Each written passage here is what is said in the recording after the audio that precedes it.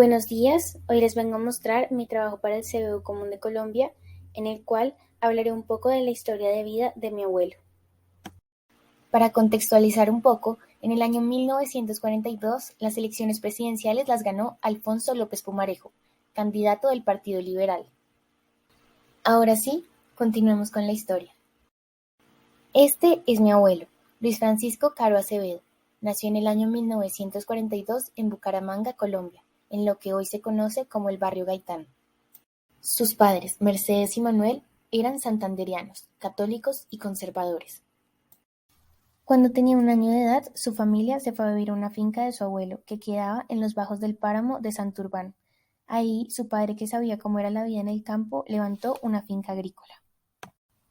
Su familia vivía con lo justo, los lujos nunca fueron parte de su vida. De las cosechas de la finca se quedaban con lo que necesitaban para vivir y el resto lo llevaban para venderlo en la plaza de mercado de Bucaramanga. En esto se demoraban 4 horas aproximadamente, ya que debían llevarlo en mula por los caminos reales. Continuando con el contexto político en Colombia, a partir del año 1948 inicia una tensión entre los liberales y los conservadores. Este periodo fue denominado violencia política. Este periodo afectó la vida de mi abuelo. Como mencioné anteriormente, él vivía en los bajos del páramo de Santurbán, en una finca. En ese entonces, el sector estaba dividido en dos partes, las cuales la separaba un río. En un lado vivían los conservadores y en el otro vivían los liberales. Para ese entonces, la familia de mi abuelo, que era conservadora, vivía en el lado liberal del río.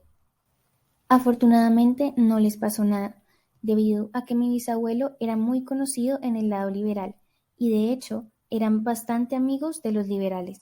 Fue por eso que estos mismos le advirtieron que era mejor que se mudara y cruzara al otro lado del río para que no los mataran.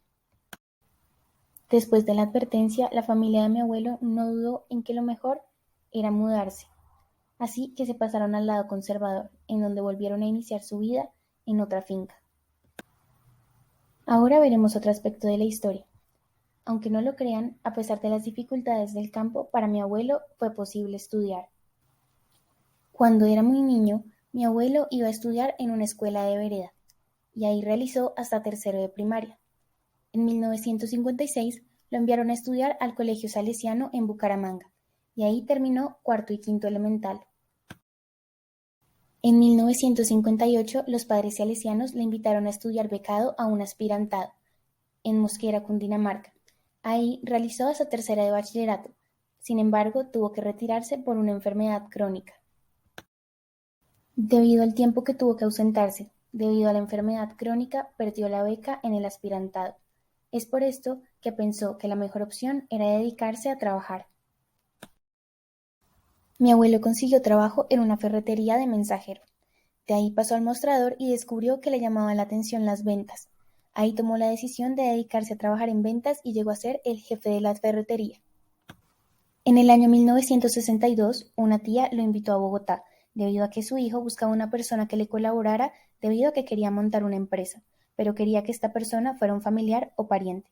Se reunieron y concretaron que mi abuelo se vendría a Bogotá a trabajar con él para empezar una empresa maderera. En esa empresa, mi abuelo aprendió los procesos de la madera, mercadeo, trabajó como jefe de ventas y llegó a ser el gerente de la compañía. Años más tarde se convirtió en socio de la empresa debido a su trabajo duro y dedicación.